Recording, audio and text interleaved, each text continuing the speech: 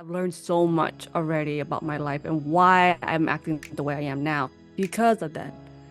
And so if you were to start therapy, like I highly recommend it. It's a breath of fresh air. Welcome back to the You Need a Counselor podcast. This is a show presented by Heart and Solutions Counseling Agency. We release new episodes every Sunday at 5 p.m. Central and encourage you to batch up that laundry, put away the dishes, plan for the week ahead, or do any other task that might seem daunting while you give our show a listen. You might just be encouraged to call your therapist, connect with this week's guest, or seek out those services you've been considering for a while but haven't made the commitment to yet. If you are in the state of Iowa and are in need of mental or behavioral health counseling, give us a call at 1-800-531-4236. Enjoy the show. Hello, and welcome back to the You Need a Counselor podcast. My name is Dr. Julie Johnson.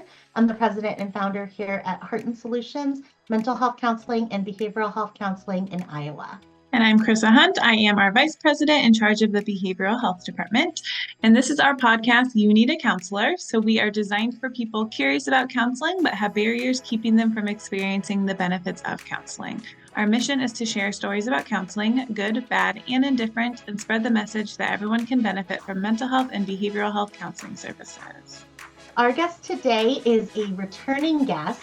Her previous episode last year came out right around this time of year, and it was called People Pleasing. So we've got Tina Hoang with us here today, returning to us, and we're really excited to talk to Tina. She is the host of the Courageous Inner Beast podcast.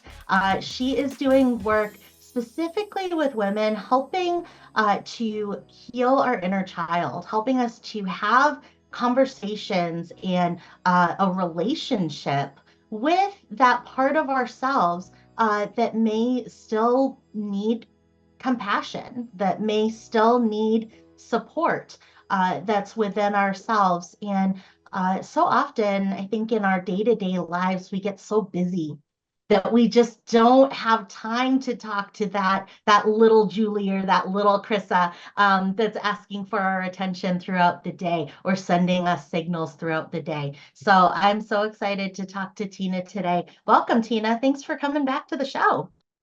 Thank you, Dr. Julie. Thank you for having me today. It was an amazing episode last time we recorded, and now I'm excited to talk more about what I'm really truly passionate about. Absolutely. So now tell us about the Courageous Inner Beast podcast. Tell us about that, because you're sharing some really cool stories on your podcast. Yes, thank you. So the Courageous Inner Beast, our mission is really on top of the inner child healing too, is really sharing and having women share their courageous stories unfiltered and uncensored, because we live in a world already that keeps telling us who we need to be, how we should talk, how should we walk, how we present ourselves to the world, women especially, because we're always scrutinized consistently, and sometimes we are exacerbated ourselves to be known. But really, like, I just want to hold space for us to just be vulnerable and be yourself as you are, and not performing a way that when you're sharing your story, because we're meant to share our stories and not be told to shut up consistently. And I'm tired of that. And I don't want that for all women. Yeah, can you give some examples of like the type of stories or content that that women might share on your podcast? Yeah. So it depends. Very more so of like how the women share their stories. So some of the stories that I've listened to, where was one woman, she was poisoned by mercury while at work. She didn't know that at first, and it took her a year and a half to get that all of her out of her system. And she would have to take 12 pills a day, and that's like consistently throughout like 24 hours. Like she would be in the middle of the night, had to wake up, pop a pill, and then got to sleep so that to extract all the mercury poisoning out of her body. Another woman was she was married to an older man. She was young and married an older man, and then eventually down the line, it was abusive, quite abusive, to the point where when she was trying to leave, he stabbed her. And we were like, oh shit. Sorry, I'm cursing. So I was like, oh my goodness. And so she was able to find, she had the support system to find out like how to get out of it as well. There was also another woman recently who the recent episodes was who was sued for defamation because of she stepped to the plate and, you know, because her sexual assault was suing her for defamation because he was assaulting her. And the fact that he's like, oh, no, no, no, no, like, I didn't do it. And so and there was a whole ordeal with that. Like, she was telling me how they had, like, you were served and then they're spending money. And then thankfully, though, she had a great lawyer where he had a shitty lawyer, thought that it would be easy. Like, she'll back down because, people think women are like, oh, I'm scared. I want to back down because I don't want to go through all this hassle. So he thought it was going to be an easy win. But she was like, fuck no, we're gonna do this. And thankfully, and yes, finally, she won. But then she would want to put this whole experience on any person because one, it's financially taxing. It's also physically and emotionally taxing too on your body of like the amount of things you have to go through. So that's also another story. And so yeah, like those kind of story, it's like deep, personal, vulnerable, and I usually look for women who are not performing because sometimes there's a difference between sharing your story vulnerably and through your heart and to your heart versus putting up a show where sometimes it's not our fault. Sometimes our upbringing is like you have to perform in order to be shown, to be seen. And I let them know sometimes, like, thank you for sharing and then move forward. We also have a vetting process too. So it's not we don't just I don't accept to all women. It's just based on preference and also for the podcast. Yeah, it is such a, I love this kind of criteria that you're using in order to say, okay, these are the kinds of ways that we want to be showing storytelling and showing shared experiences, and pinpointing that difference between I'm speaking from the heart, I'm sharing what I experienced versus a lot of times when we, especially in Western culture, we hear a story and we want to hear that story, right? Yeah. So if we're in school, we're taught, okay, what was the beginning, what was the middle, and what was the end? And when we're trying to get information from people for different purposes at work or at school or with our partners or with our families, so much of the time we're trying to get information from people for some purpose that we need to do. And we're so trained to do that it can really hinder that experience of sitting down with somebody and hearing a story that does not start in the beginning. It starts at the end, right? It starts with, Yes. well, the other day this happened, that relates to this other thing. And I think the freedom to be able to say, to not have to stop ourselves and say, oh, I forgot what I was talking about, or oh, wait, did I answer the question? Or oh, wait, is that on track for what I'm supposed to be sharing with you, or how I'm supposed to be sharing it with you? There are so many of those barriers, particularly for women in our culture. What are some of those other barriers that stop us from being able to be authentic when we're talking to other people? I think it is mainly just how society perceive us women, mainly because my audience, not my audience, but my guest is all women. My audience is a mix of a variety of like both genders, different ages, but all my guests are women. So I was mainly to be talking about women. The barriers is basically on society, how like we're always have to be perceived as being strong, being put together, taking care of the family, the kids, doing everything, having that mental load to do anything and everything for us, and the constant not being able to breathe and not having the ability to have someone to just hold space to share their story.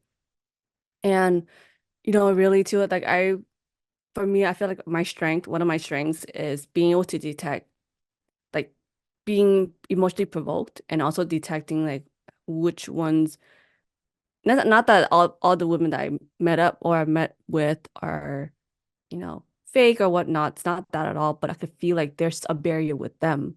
And I'm I'm only a podcast host. Like even though I'm a counselor myself, getting my master's degree in it, I can't go further than that because I can detect it, but we're not in that space to like, I see that there's more to this when you're sharing your story. Like I can't, there's that fine line as a podcast host to really hone that in. So, but then I do tell them like what I'm really trying to look for is this, by the way. I just want to let you know. And it's like, oh, okay. Like there's one woman, her podcast, her recording will be out soon in a few weeks or so.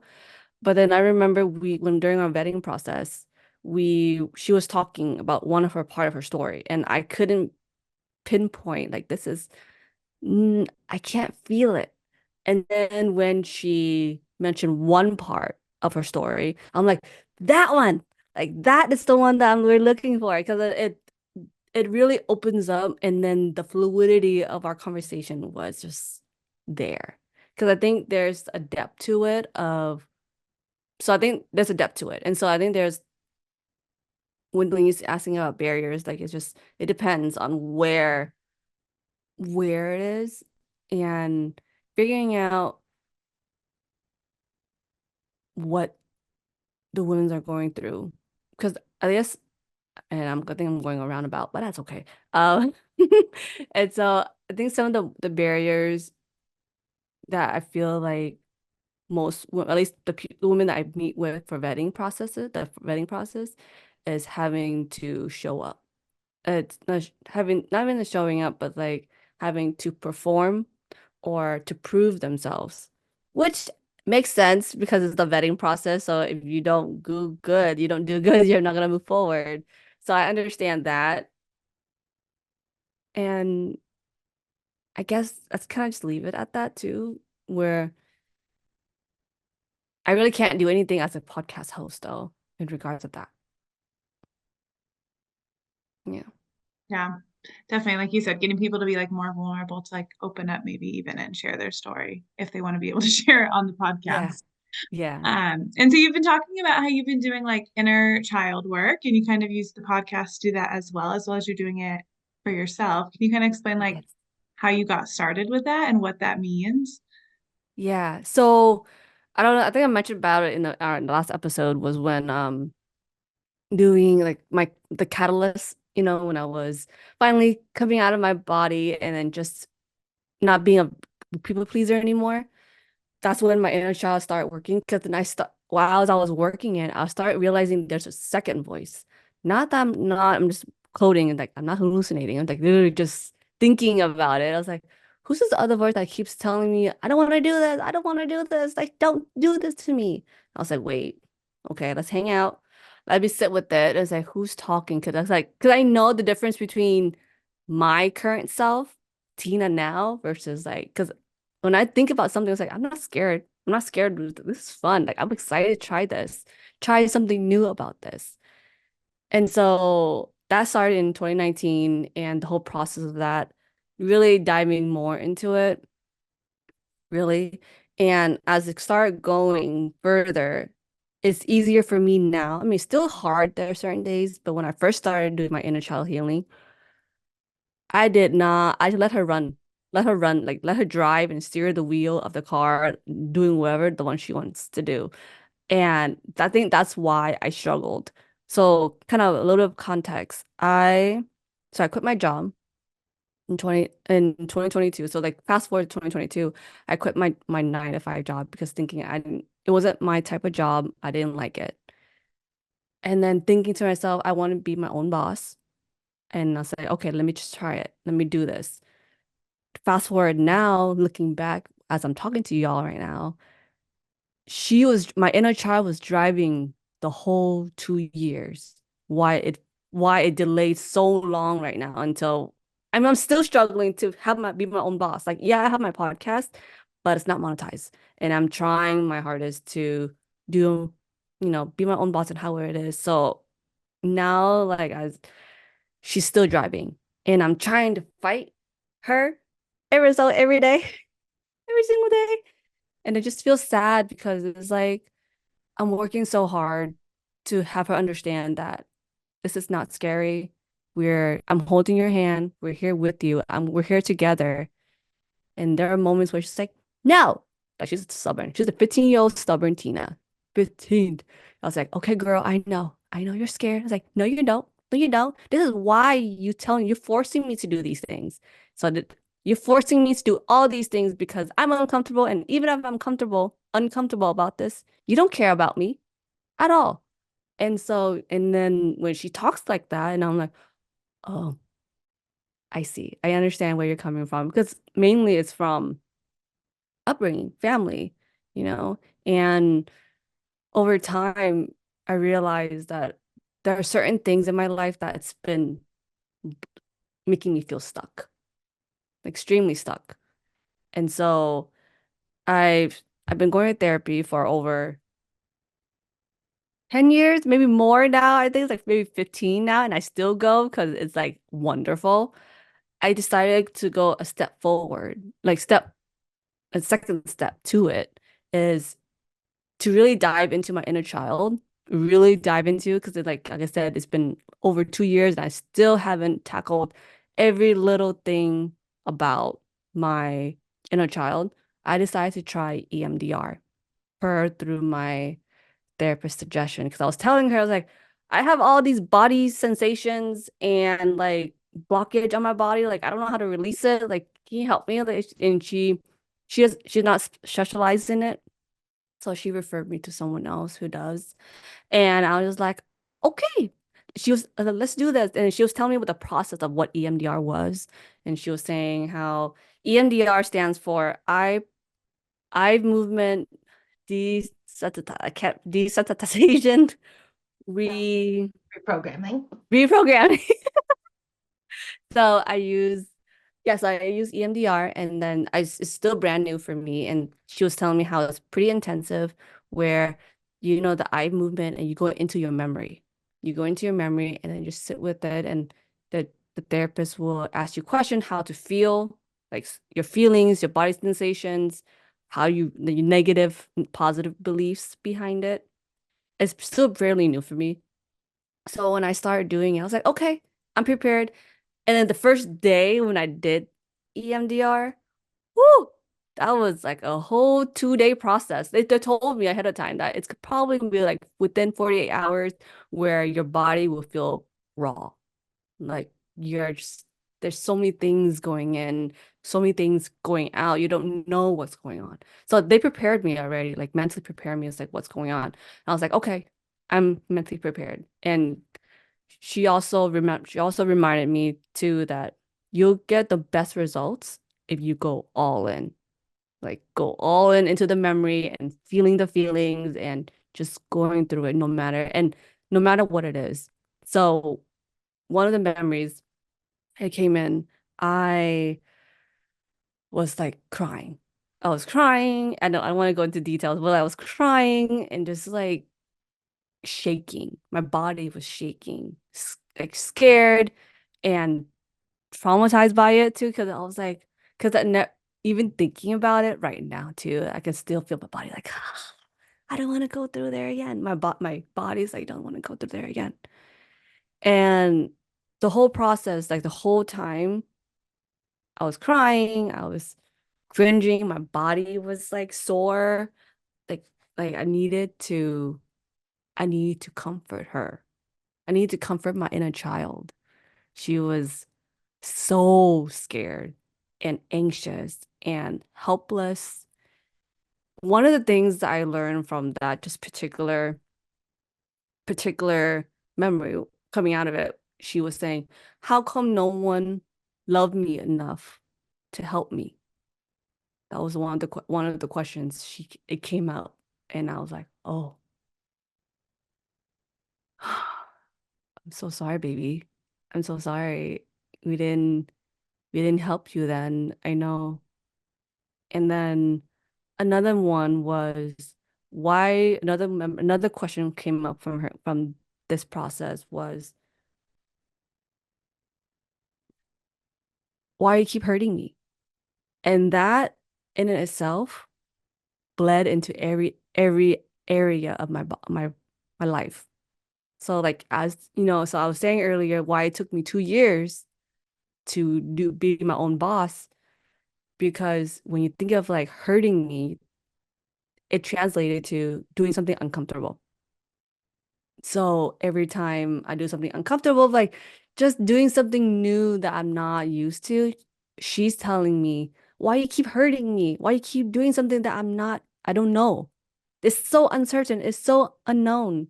Why you keep doing this? So like now I understand why it took me so long of, with my career, of why when I quit my 9 to 5 and then I'm here. And so, and it's still like fairly new. EMDR is fairly new. But when I came out of it, I learned so much. And like I said, my body was raw. Like I felt depleted. I felt exhausted from it. That's how I felt. But at the same time, I felt re-energized, empowered, and it's like, yes, I'm learning something about myself. I'm healing the little parts of myself that who's been holding me back. And I'm like, damn, like I'm glad, you know? And like I said, it's very intense. Give yourself grace on it too. And I think I also have some advantage of it because of my education background and learning the self-awareness and holding space for myself.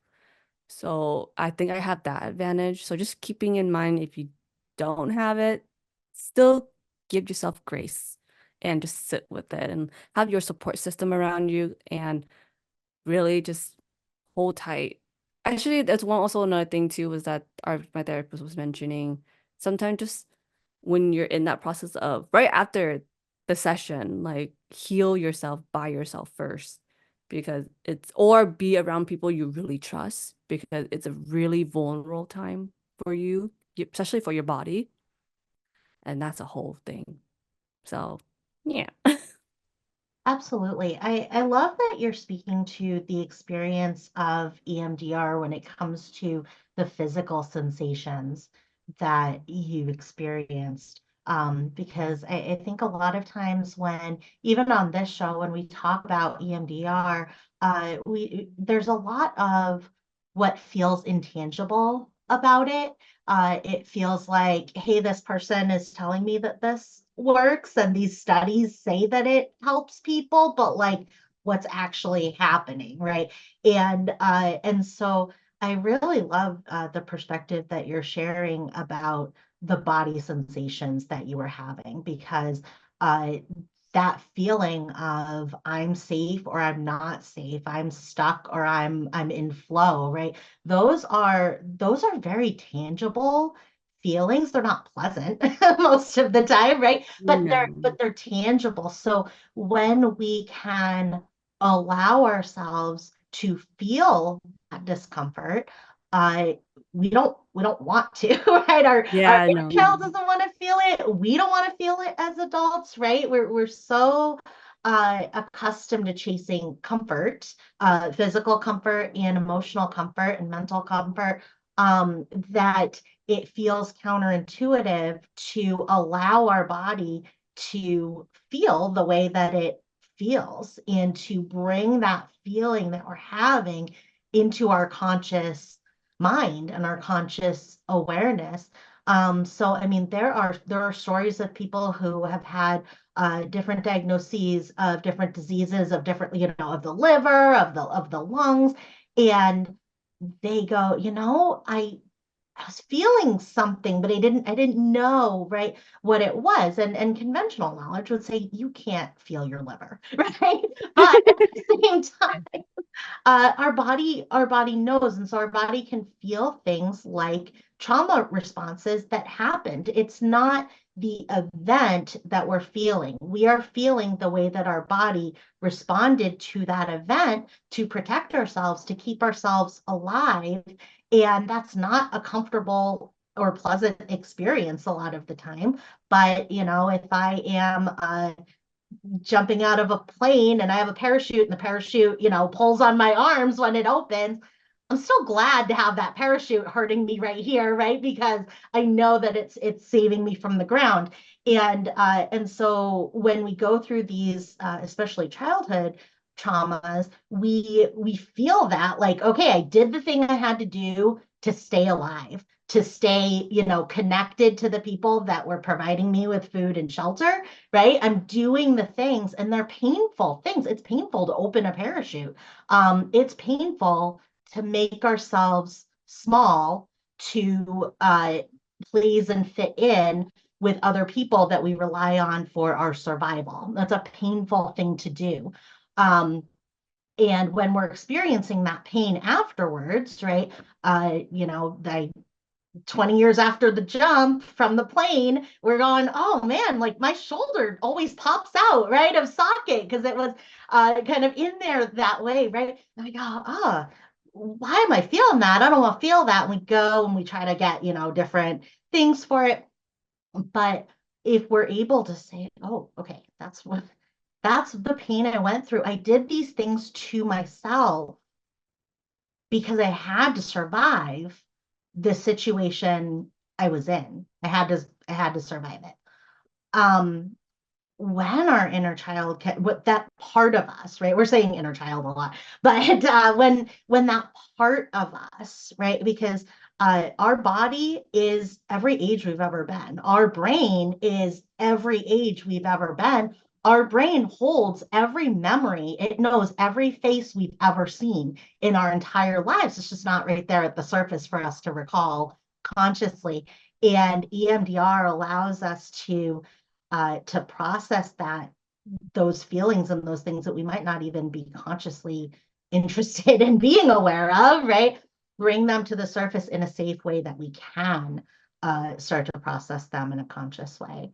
And so I just love that perspective that you share of like what it felt like in your body. That's so important. And that it's not comfortable. And Oh, no, not at all. I And mean, it takes time to recover from that physically. yeah, and then like I remember like just mentioning like I remember when we were doing a body scan, like I was telling whenever she asked me, where is it feeling your body? It's like my arms and my chest.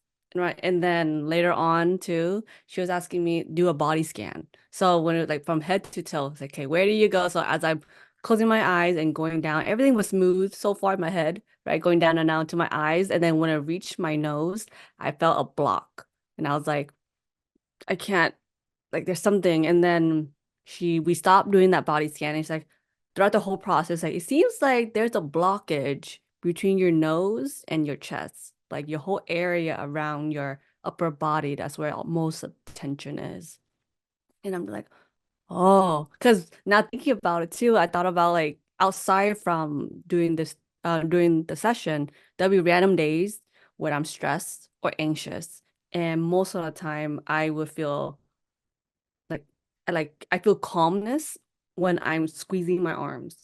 Like when I'm squeezing my arms or just like clenching, like just or hugging her, hugging like in this top my upper body, I feel most calm because that's part where the stress is.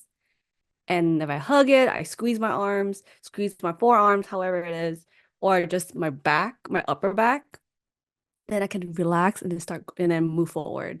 So that's why I was like, oh, now it makes sense of like why there's so much stress up here on my upper body versus, anywhere else in my body.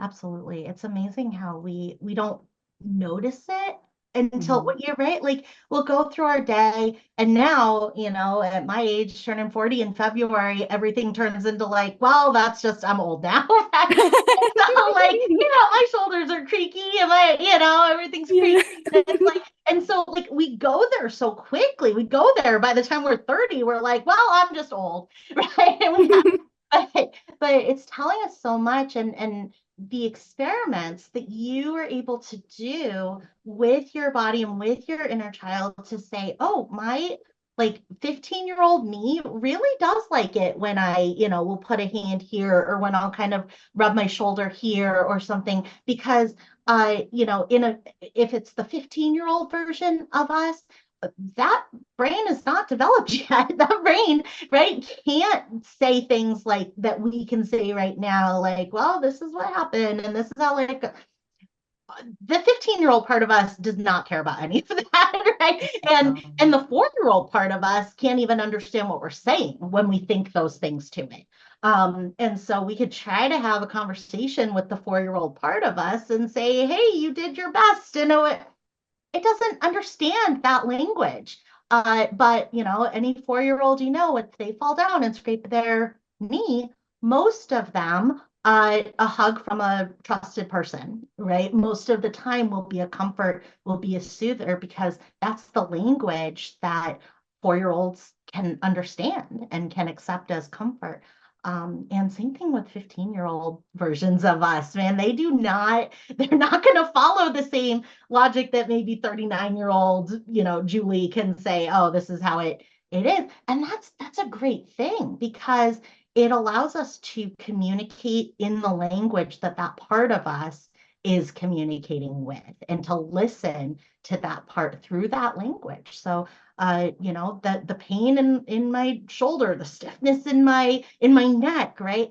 That's that part of me telling me this is what's happening. Something's happening. I'm ill at ease. I'm not feeling okay. Help me with that.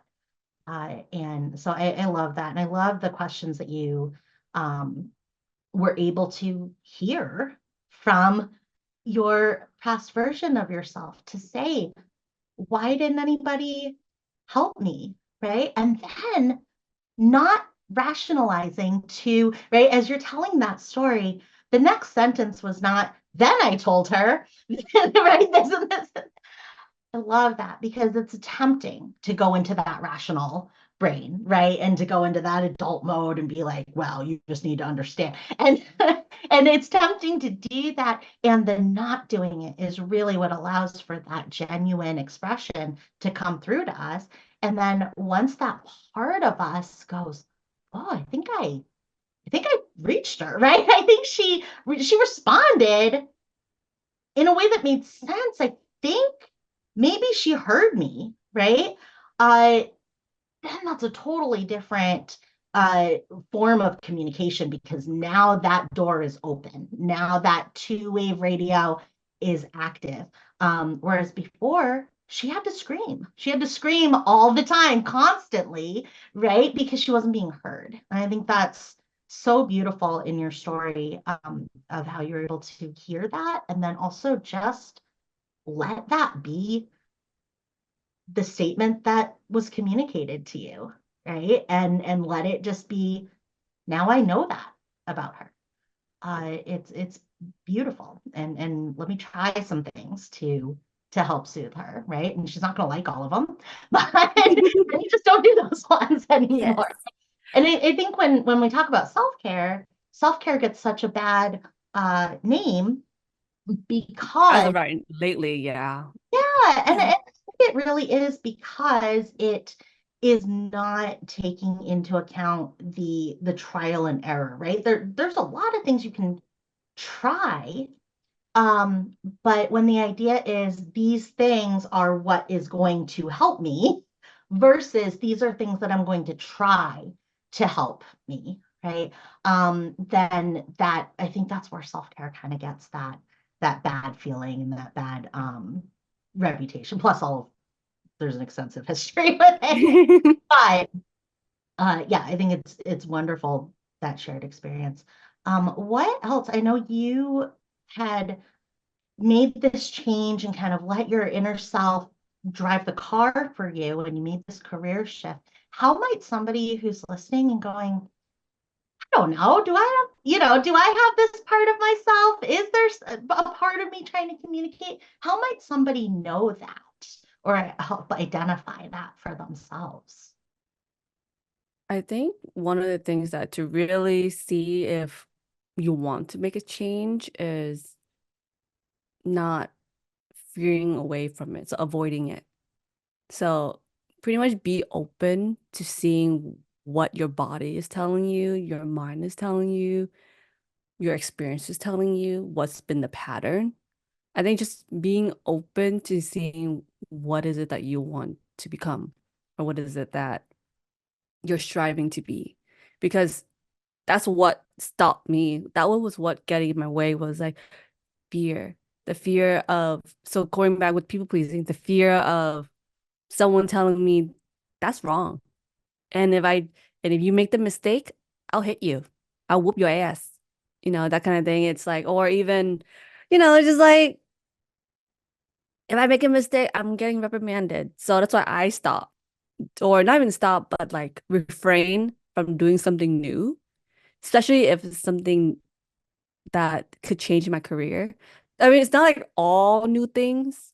It's not all new things. It's just like I can try new food. I love new food. I can do that. I can eat new food all the time. But like certain things, I prefer not to do it. I'm just get scared. And so, yeah, just like the point of it is trying something new and just being open because if you're open, like I think, and that's why I think going using doing the EMDR session worked so well for me because I was willing to be open and go all in despite the what would happen afterwards. And because like you don't want to half-ass a lot anything because you won't get the same results, the best results that you want in your life. And I think what I've learned is for me is to not avoid it, to not, be scared of it, like do it anyways. And you need support people, like you need support your support system, go for it. They got you, got them, and then they'll be like, go, you got this, you got the green light, go. And so And I know last year when we talked, you had said like you were on like your fourth year of kind of trying to not be a people pleaser anymore, and you still felt like you still had like a lot of work to do. So now that it's kind of been another year since then, so kind of like year 5 on recovering from people pleasing, how is that going? Do you think there's been improvements or things you're still working on? I think I will forever be working on my people pleasing because anything that we're ingrained as a child will always come up. I think like nothing will go away completely.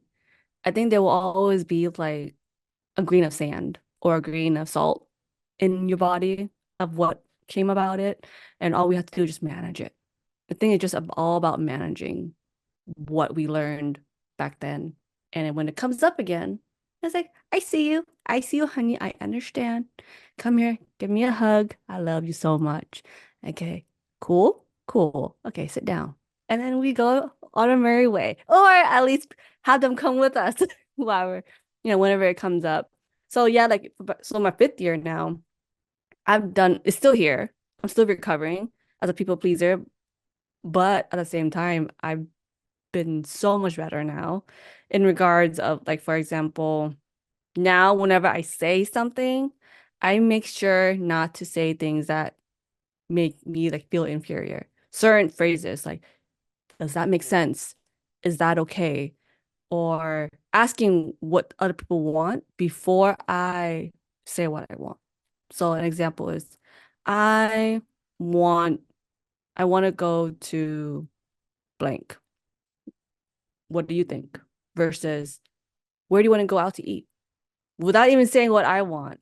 And so, and then also whenever I said, I always end it with someone with my clients or whoever I work with. I say, does that work for you? Versus, is that okay? Is that good for you? Is that cool with you? Whatever it is, like because there's a assertive statement behind it. And so, and honestly, I know more looking back, it's crazy how back then I never knew what I wanted. And now knowing how I am as a person, I want a lot of things. And I'm like, how the hell did I not want anything 5 years ago, 4 years ago? When someone asked me, what do you want? It's like, I don't know. I'm okay with whatever. Like, you choose what you want to do. And now looking back, there are a lot of things now. I see what I want and what I do want or I don't want. It's like, yeah, I want, I want a hug. I like, I like having a lot of friends. I love eating out. I love being around animals and, or, just I want versus I don't need anything. I'm good. It's like, girl, Tina, you do. You just don't want to rock the boat. And I'm like, I got it. Thanks. So, yeah. Absolutely. And it makes our communication with other people more genuine Yeah. when somebody else can trust that we're going to say what we want to do, right? So the example of what do you want to eat tonight for dinner? What a great example, because if Chrissa says, "Hey, I want to go to this Italian place for pizza tonight," like how does that sound or whatever?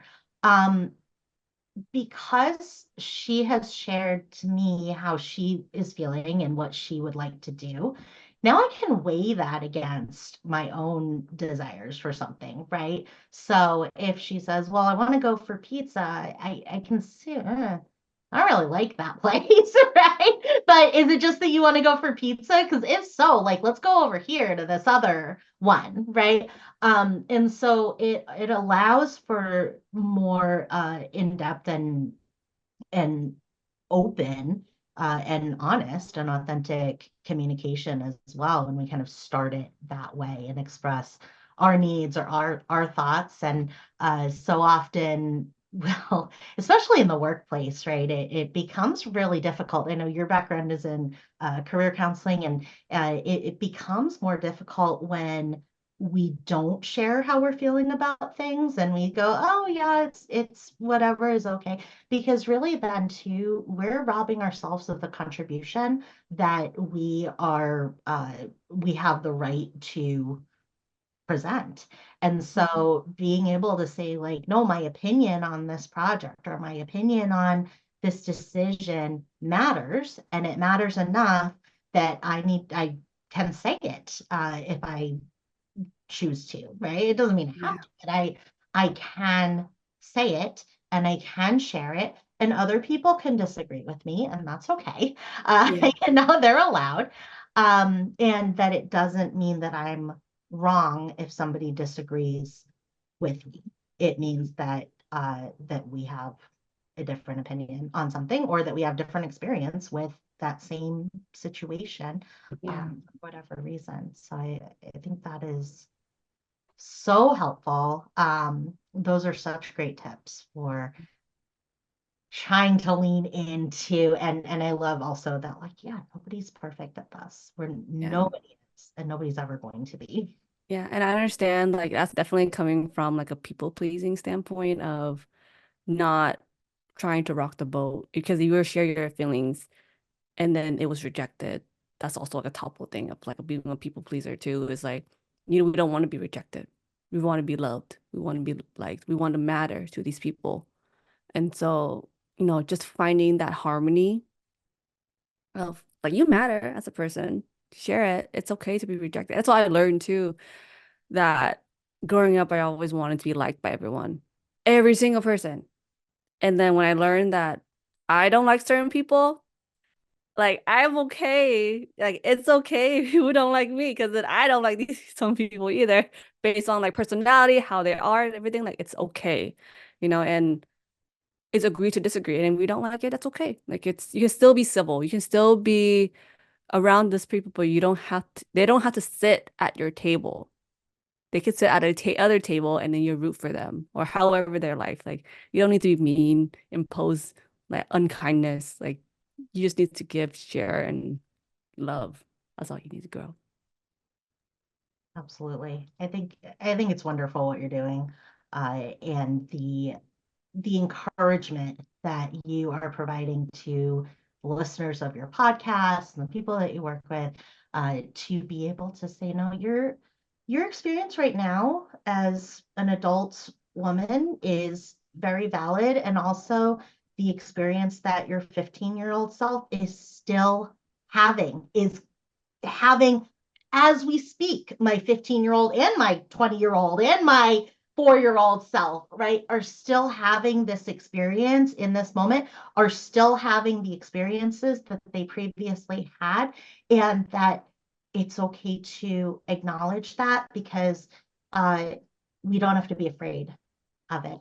I think we can, it's so it can feel so scary, and it can be so scary when we go into that, and when we say, no, there's a reason I started coping a different way with this, right, at the time, because I felt I couldn't handle it. Well, I couldn't handle it. I was 8, right? And so the having that open door for like, no, I as an adult can be authentic. In order to do that, in order to be authentic, I need all those parts of me to also have a voice and also have a vote in the direction that my life goes, so that they can have peace as well. They deserve it. Yeah. All parts of our lives deserve peace in whatever way we acknowledge it in. Absolutely. And that, yeah, those pieces can disagree with me, right? Those parts of me can yell at me and I can yell at them, but it's safe. We're safe. We're safe now to talk to each other. We're safe to disagree with each other. Yeah. That it's okay. And it's not a matter of survival the way it was when we were younger. I think it's beautiful. So if you could give a suggestion to somebody who might be on the fence about starting counseling, what suggestion might you give to them? Be open. Really just like be open and let your barrier down, because there's nothing to lose. Like if you go all into therapy and really learn like how I like, yes, I've been to therapy for over 10 years now. That was when I first started. Okay. But EMDR is another experience where you're diving deeper than going to individual therapy, because you're going through your past memories. And so I had to let my barrier down. I had to be open despite what the therapist was, warning me. Not really warning me, but just like, just check out for these, okay? Just hold on with these, okay? Because I've so far the best results. I've learned so much already about my life and why I'm acting the way I am now because of that. And so if you were to start therapy, like I highly recommend it. It's a breath of fresh air if you decide to go all in and be open and putting your barriers down, and not let anyone tell you, oh, I don't want to pay someone to listen to my problems. It's weird if a stranger talks to me. I understand. But then, yeah, just be open. Let your barriers down. Yeah, definitely. Well, thank you so much for joining us again. We love having you on our podcast. So if you are interested in hearing more from Tina, you can look up her podcast, The Courageous Inner Beast. I'm assuming on like everywhere podcasts are found. Perfect. Yes, I'm Tina Hoang, and you need a counselor. Awesome. And I'm Chrissa Hunt. And I'm Julie Johnson, and we need a counselor. And so do you. Thank you for listening to the You Need a Counselor podcast. We are so grateful that you're here.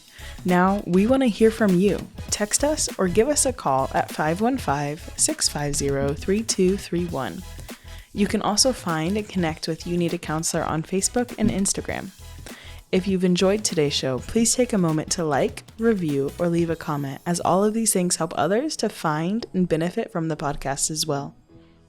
If you're in the state of Iowa and interested in mental health counseling or behavioral health intervention services, give us a call at 800-531-4236.